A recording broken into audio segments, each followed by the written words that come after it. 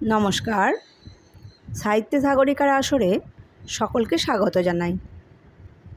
আজ আমি পাঠ করছি কথা সাহিত্যিক বিভূতিভূষণ বন্দ্যোপাধ্যায়ের জন্ম ও মৃত্যু। মাঝে মাঝে বেশ চমৎকার ব্যাপার ঘটে।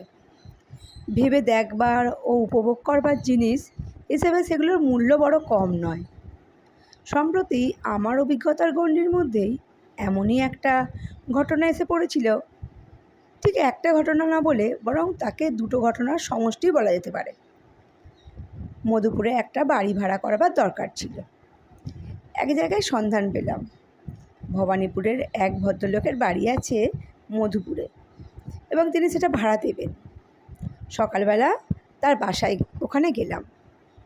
বেলা তখন 10টা। ভবানীপুরে ভদ্রলোক যে বাড়িতে থাকেন তা বেশ বড় বাড়ি, বাইরে সুসজ্জিত বৈঠকখানা। কিন্তু তিনি তখন বৈঠকখানার পাশে একটি ছোট্ট ঘরের তক্তপোশের ওপর বসে গুড়গুড়ার নল মুখে দিয়ে তামাক খাচ্ছিলেন। ভদ্রলোক বৃদ্ধ, বয়সে 77-এর কাছাকাছি মনে হলো। কিন্তু তিনি নিজেই তার বয়সের সম্বন্ধে আমার মনে কোনো কল্পনার স্থান রাখলেন না। বললেন, আসুন আসুন, বড় ভালো দিনে এসেছেন। আজ আমার জন্মতিথি কি না, তাই বাড়িতে একটু উৎসব গোছের আছে। তা বেশ, এসেছেন যখন আপনাকেও ছাড়ছি নে, ইত্যাদি। কারোর জন্মতিথি উৎসবে যেভাবে তাকে মিষ্ট কথা বলবার কথা, ভদ্রলোককে আমি তা বললাম। কাজের কথাটা এই উৎসবের দিনে কিভাবে পারা যায় বা কতক্ষণ ধরে জন্মতিথিতে মঙ্গলেচ্ছা প্রকাশ সংক্রান্ত কথাবার্তা বলবার পরই বা কাজের কথা পারা সুষ্ঠু হবে, কিংবা আজকের দিনে বাড়ি ভাড়ার দরদস্তুস্বরূপ ইতরজনিত কথাবার্তা বলা আদৌ শোভন হবেন কিনা, ইত্যাদি মনে মনে তোলপাড় করছি। এমন সময় একটি সুন্দরী তরুণী হাসি মুখে বড় একটি ফুলের তোড়া হাতে ঘরে ঢুকলেন। পেছনে একটি যুবক গিয়ে কর্তা বলে উঠলেন, এই যে অরুণা, এসেছিস দিদি? ও, পেছনে যে নির্মলকেও গাঁটছড়া বেঁধে এনেছিস, ছেড়ে আসা যায় না বুঝি? বেশ বেশ, আমরা হয়ে গিয়েছি এখন বুড়ো সুড়ো। তরুণী ফুলের তোড়াটি বৃদ্ধের হাতে দিয়ে প্রণাম করে এবং হাসি মুখে বৃদ্ধের গালে দুটি টোনা মেরে ঘর থেকে বার হয়ে গেল। যুবকটিও গেল পেছন পেছন। বৃদ্ধ বললেন, আমার নাতনি, আমার বড় ছেলের মেয়ে, আইএ পাস। ও বছর বিয়ে হয়েছে, স্বামী ইঞ্জিনিয়ার, বিলেত ফেরত, কর্পোরেশনে ভালো চাকরি পেয়েছে। কথা তখনও ভালো করে শেষ হয়নি, আরও দুটো তরুণী ঘরে ঢুকলো। এদের ঘাড়ের ওপর এলো খোঁপা এলিয়ে পড়েছে। পরনে জামিয়ারের মতো ছোট কলকার কাজ করা নীল শাড়ি ও ব্লাউজ, গলায় সরু মফচেন, পায়ে সোনালি জরির কাজ করা নাগরা। দুইটি অবিবাহিতা, একটি গৌরী, অপরটি উজ্জ্বল শ্যামবর্ণা। এরাও ফুলের তোড়া দিলে। গৌরী মেয়েটি ঝিনুকের কাজ করা একটি নস্যদানি বৃদ্ধের হাতে দিয়ে বললে, বাবা পাঠিয়েছেন কুন্নর থেকে, মা আসতে পারলেন না, এখন রাত্রে আবার থিয়েটারে যাবেন। বৃদ্ধ বললেন, আজ দুজনে বুঝি স্কুল কলেজ কামাই করে বসে আছো? যা, ও ঘরে যা, হরিদাসকে বলে রাখ গাড়ির কথা, আমার এরপরে আর মনে থাকবে না। তরুণী দুটি চলে যেতেই বৃদ্ধ বললেন, আমার মেজ মেয়ের মেয়ে, বাগবাজারে আমার মেজ মেয়ের শ্বশুরবাড়ি। গোরাচাঁদ মল্লিকের নাম শুনেছেন তো? ওই তাদেরই বাড়ি, বনেদি বংশ। গোরাচাঁদ মল্লিক ছিলেন আমার মেয়ের শ্বশুরের। এই যে বুধর, এসো বাবা, এসো এসো, বসো। এবার আরও গুরুতর ব্যাপার। যাকে সম্বোধন করা হলো এবং যার নাম ভূধর, তার বয়স 50 থেকে 55। তিনি স্থূলকায় হলেও সঙ্ঘের মহিলাটির তুলনায় তিনি নিতান্তই কৃশ। এদের স্বামী স্ত্রীর পেছনে 4-5 ঘিরে 6-7টি ছেলে মেয়ে। এদের বয়স 10 থেকে 19-এর মধ্যে। আরেকটি 20-22 বছরের মেয়ে একটু পিছিয়ে ছিল, তার কোলে একটি শিশু। কিন্তু এ পর্যন্ত যে কয়টি মেয়ে এখানে দেখলুম তার মধ্যে এই মেয়েটি সর্বাপেক্ষা সুন্দরী। বৃদ্ধ তার দিকে চেয়ে বললেন, এই যে মৃণাল, পিছিয়ে কেন? আয় আয়, খোকাকে দেখি, দে একবার কোলে। নিচে দিল না যে। আমার অবস্থা শোচনীয় হয়ে উঠেছে। ছোট ঘরে যে ফাঁকা জায়গাটুকু ছিল, স্বামী স্ত্রী তারা অনেকটা অংশ জুড়ে দাঁড়িয়েছিলেন, বাকিটা জুড়েছে ছেলে মেয়ের দল। পেছনের মেয়েটির জন্যে তেমন জায়গা নেই। আমি সংকুচিত অবস্থায় চেয়ার যতদূর সম্ভব পিছিয়ে সরিয়ে নিয়ে গিয়ে দেয়ালের সঙ্গে মিশিয়ে দিয়েছি। জড় পদার্থকে তো আর সংকুচিত করা সম্ভব নয়, অথচ এই ভিড়ের মধ্যে দিয়ে ঠেলে যে বাইরে বেরিয়ে যাব, এদের স্থানের সংকুলন করব, তাও সম্ভব নয়। এরা আমাকে সংকোচের হাত থেকে শীঘ্রই অব্যাহতি দিলেন, এই জন্য যে পেছনে আর এক দল এসে ঘরের বাইরে অপেক্ষা করছে। এরা না বেরোলে তারা ঢুকতে পারে না। এরা তো প্রত্যেকেই এক একটা তোড়া দিয়ে গেল। দুটি মেয়ে আবার দুটি বেলের গোড়ে বৃদ্ধের গলায় পরিয়ে দিলে। বৃদ্ধ কী একটা ঠাট্টাও করলেন। আমার তখন শোনবার মতো অবস্থা ছিল না। তারা ঘর থেকে বার হয়ে গেলে বৃদ্ধ বললে, এই আমার বড় ছেলে তারক, আলিপুরে প্র্যাকটিস করে, বালিগঞ্জে বাড়ি করেছে, সেখানেই থাকে। পিছনের দলটির মধ্যে মহিলা নেই, 3টি ছোকরা, বয়সে 16 থেকে 21।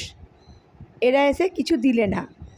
একজন অটোগ্রাফের খাতা বের করে বললে, জ্যাঠামশাই, আমার খাতায় আজকের দিনে কিছু লিখে দিন। অটোগ্রাফের খাতা ফেরত দিতে না দিতে আরও 2টো ছেলে, তাদের সঙ্গে 12-13 বছরের একটি বেনি দোলানো মেয়ে। তারপরে ব্যাপারটা গণনার বাইরেই চলে গেল। কত ছেলে মেয়ে, তরুণ তরুণী, পৌঢ়া যে ঘরটায় ঢুকতে বেরোতে লাগলো, আমার আর তাদের হিসেব রাখা সম্ভব হলো না। ফুলে ফুলে তক্তপোষটা ছেয়ে গেল। ফুলের তোড়া ক্রমশ উঁচু হয়ে উঠতে লাগলো, আর সেখানে জায়গা দেওয়া যায় না। আর এরা সবাই আত্মীয়া, বাইরের লোক কেউ নয়। সবাই আপনা আপনির মধ্যে, পুত্র কন্যা, পৌত্র পৌত্রী, দহিত্র দহিত্রী, জামাই, ভাতৃবধূ, ভাতুষ্পুত্র ভাতুষ্পুত্রী ইত্যাদি ইত্যাদি। ভদ্রলোক ভাগ্যবান। এদের মতো লোকের সাহায্য না পেলে প্রজাপতির সৃষ্টিরক্ষা অসম্ভব হয়ে উঠত। ক্রমশ ভিড় বাড়ছে দেখে আমি ঘর থেকে বেরিয়ে পড়লুম। আমি তখন হাঁপিয়ে উঠেছি। ভদ্রলোকও গোলমালের মধ্যে আমাকে তখন ভুলে গিয়েছেন। আমি তখন বাড়ির বাইরে এসে হাঁপছি বাঁচি। বাড়ির সামনের গলিতে সারিবন্দি মোটর দাঁড়ানো, সেখানে ধরেনি। গলি ছাপিয়ে মোটরের সারি রাস্তায় এসে পৌঁছেছে। বিয়ে বাড়িতেও এত মোটর জমে কিনা সন্দেহ। গলি পার হয়েই বড় রাস্তার মোড়ে নিবারণ মিত্রের সঙ্গে দেখা। সে আমার পরিচিত বন্ধু। সেজেগুজে সিল্কের পাঞ্জাবি, সুঁড়োওয়ালা নাগরা পরে তাকে ব্যস্ত সমস্তভাবে গলিতে ঢুকতে উদ্যত দেখে বললুম, ওহে, তুমিও কি বিশ্বনাথ বাবুর বাড়ি যাচ্ছ নাকি? হ্যাঁ, কেন বলো তো? তুমি বিশ্বনাথবাবুকে চিনলে কি করে? এতক্ষণ সেখানেই বসেছিলাম ভাই, দেখে শুনে মাথা ঘুরে উঠল।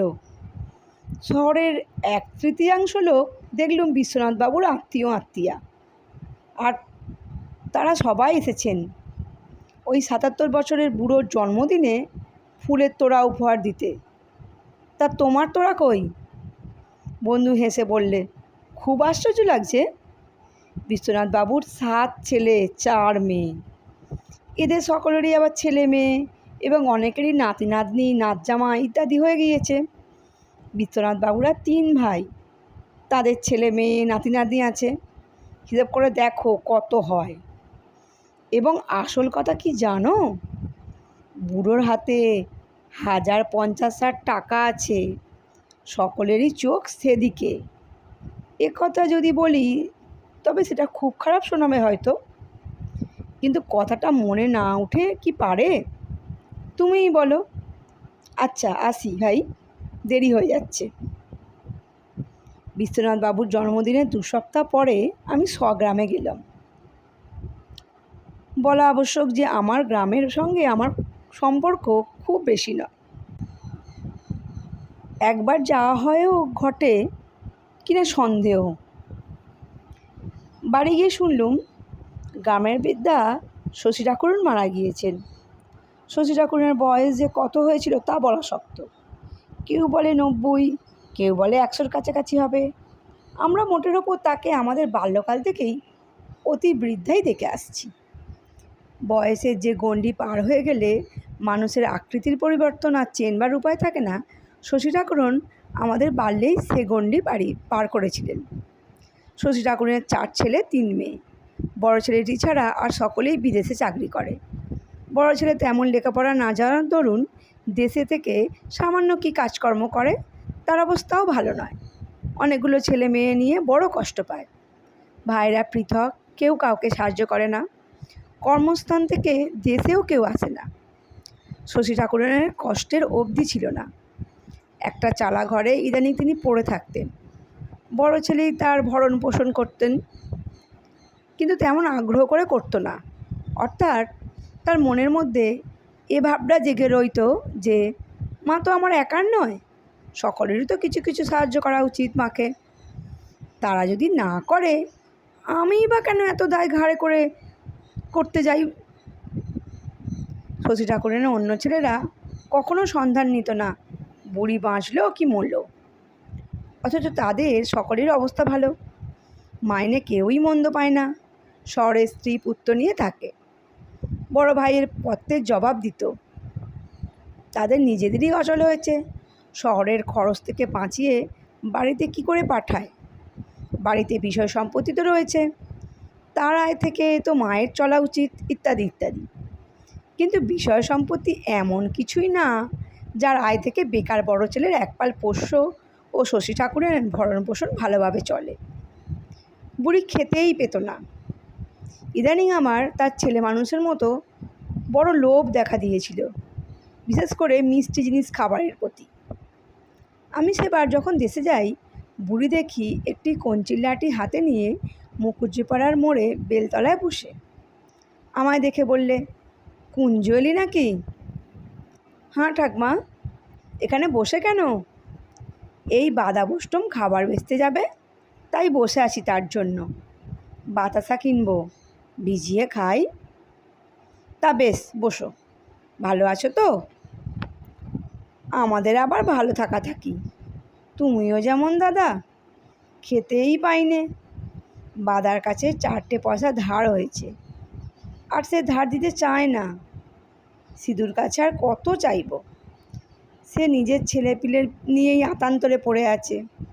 আহা, বাছার আমার মুখ দেখলে বুক ফেটে যায়।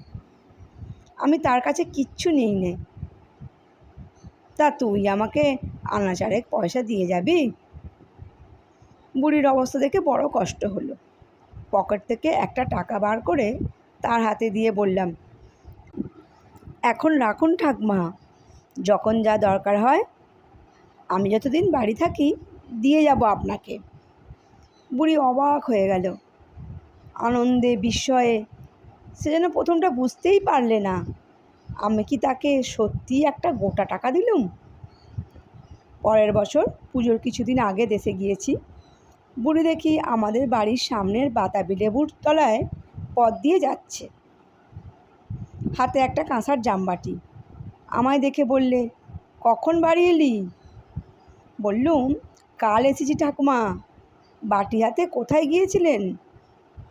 আর বলিস নে দাদা, বাটিটা নাপিত বাড়ি নিয়ে গিয়েছিলাম, যদি ওরা কেনে। আমার দিন তো আর চলে না, হাতে মোটে পয়সা নেই। সিধু খুলনে গিয়েছে আজ 4-5 দিন। বাড়ি একেবারে অচল, ছেলেপিলেগুলো খেতে না পায় এমন অবস্থা। তা বাটিটা বিক্রি করে আর কদিন যাবে ঠাকমা? তবু যে কদিন যায়। তাও ওরা নিলে না, বলে এখন নগদ দিতে পারবো না। ধারে বাটি দিলে আমার কি আর চলে ভাই বলতো? একটু গুড় খেতে পাচ্ছি নে। বাটিটা বেচে ভেবেছিলাম আজ হাটে আস্তের ভালো আখের গুড় আনতে দেব, আর আজকের হাটটাও হবে। এখন ছেলে পিলে শুধু ঝিঙে ভাজা আর ভাত খেয়ে মারা গেল। তা নেবি দাদা বাটিটা? ফুল কাঁসা। ওদের বাটি না, আমার নিজের বাটি। বিয়ের দানে আমার বাবা দিয়েছিলেন। দেখ না, শহরে থাকি, অনেক সময় কাঁচা পয়সা রোজগার করি। পাড়া গাঁয়ে যে এত পয়সার কষ্ট তা দেখি নে। আমায় অন্যমনস্ক দেখে বুড়ি ভাবলে বোধহয় বাটি কেনবার ইচ্ছে নেই আমার। অনেকটা মিনতির সুরে বললে, না কিনিস, ওটা বাঁধা রেখে আমায় বরং 8 আনা পয়সা দে। ওরকম অবস্থায় বুড়িকে আমি আরও কয়েকবার দেখেছি। শুনলাম বুড়ির মরণকালে ছেলেরা কেউ আসেনি। বড় ছেলে খুব সেবা যত্ন করেছিল। বুড়ির গায়ে একটা লেপ ছিল। মরণের ঘণ্টা 2 আগে বুড়ি পুত্রবধূকে বলেছিল, বৌমা লেপটা সরিয়ে নাও। 4-5 টাকা দামের লেপটা আমি বাঁচব না, তখন ওটা আমার সঙ্গে ফেলে দিতে হবে। ও গেলে আর হবে না বৌমা। আহা, কোথায় পাবে সিধু যে আবার 4-5 টাকা খরচ করে লেপ বানাবে? শীতকালে বাছারা আমার আদুর গায়ে কাটাবে তাহলে। আরও খানিক পরে বুড়ি ছেলেকে ডেকে বললে, দেখ সিধু, একটা কথা বলি শোন। আমার সাধ্যে বেশি কিছু খরচপত্র করতে যাস নে।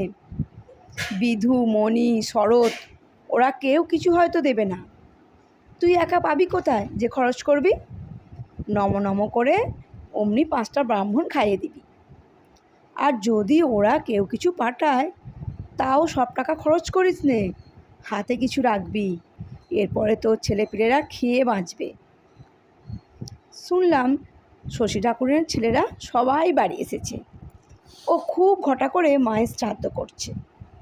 বেড়াতে বেড়াতে ওদের বাড়ির দিকে গেলাম। সামনের উঠোনে নারিকেলের ডাল পুঁতে বিশ্বোৎসর্গ শ্রাদ্ধের মণ্ডপ তৈরি করা হয়েছে। মণ্ডপের সামনে শামিয়ানা টাঙানো। গ্রামের অনেকেই সেখানে উপস্থিত। সেজ ছেলে গোপেশ্বর কাছাগালায় গ্রামের বৃদ্ধ চৌধুরী মশাইয়ের সঙ্গে অফিসে নতুন লোক ঢাকানো আজকাল যে কত অসম্ভব হয়েছে সে সম্বন্ধে কি বলছে। গোপেশ্বরের বয়স 45 ছাড়িয়েছে। রেলের অডিট অফিসে বড় চাকরি করে। চৌধুরী মশাই বোধ হয় তাকে কারো চাকরির জন্য বলে থাকবেন। কথার ভাবে তাই মনে হলো। আগে অনেক ঢুকিয়েছি কাকাবাবু, সিমসান গিয়ে পর্যন্ত আর সেই সুবিধে নেই। সিমসন সাহেব আমি যা বলেছি তাই করেছে। এখন পোস্ট খালি হলে সব তলায় তলায় ঠিক হয়ে যায়। আপিসেরা সেদিন নেই। শুনলাম গোপেশ্বর রিটায়ার করার পরে প্রভিডেন্ট ফান্ডের দরুন প্রায় 28-19 হাজার টাকা পাবে। হাওড়ায় না বরানগরে জমি কিনেছে, সেখানেই বাড়ি করবে। আজ 10-11 বছরের পরে সে দেশে এসেছে। মায়ের মৃত্যু না ঘটলে আর কতদিন আসতো না তাই বা কে জানে। ওদের বাড়ির মধ্যে ঢুকে আমি অবাক হয়ে দাঁড়িয়ে রইলাম। এদের বাড়িতে যে এত ছেলে মেয়ে, বউ, ঝি, চাকর আছে তা চোখে না দেখলে বিশ্বাস করবার জো ছিল না। মেজো সেজো ছোট ছেলের বউয়েরা এসেছে, তাদের ছেলে মেয়ে নাতি নাতনিতে বাড়ি ভর্তি। খুব ছোটোবেলায় যে মেয়েদের দেখেছিলাম হয়তো অনেকের সঙ্গে খেলাও করেছি। তাদের বিয়ে হয়ে ছেলেপিলে হয়ে গিয়েছে, অনেকেরা স্বামীরাও এসেছে। তবুও তো বুড়ির বড় মেয়ে অনেক দূরে থাকে বলে আসতে পারেনি। অপর 2 মেয়ে তাদের ছেলেমেয়েরা এসেছে। সবাই ব্যস্ত সমস্ত। এখানে তরকারি কোটা হচ্ছে, ওখানে জিনিসের ফর্দ হচ্ছে। বাড়িময় ছেলে মেয়েদের চিৎকার, হাসি, ছোটাছুটি। মেয়েরা ওকে ডাকছে, মায়েরা ছেলেপিলেদের বকছে। কুয়োতলায় বড় বড় পেতলের গামলা মাজার শব্দ। বাড়ি শুধু সবাই সসব ব্যস্ত, কারো হাতে একদণ্ড সময় নেই। ওরে ও ঝি, রেনুর গায়ের জামাটা ছাড়িয়ে নিয়ে কেচে দে না বাপু, কতক্ষণ থেকে বলছি, আমার কি সব সময় মনে থাকে? ও কমলা, হেলে দুলে বেড়াচ্ছ মা? ততক্ষণে পানগুলো তুমি আর বিনা নিয়ে ধুয়ে ফেলো না, এরপর আর সময় পাবে। কি আবার মরছে ডেকে ডেকে ছোট বউ।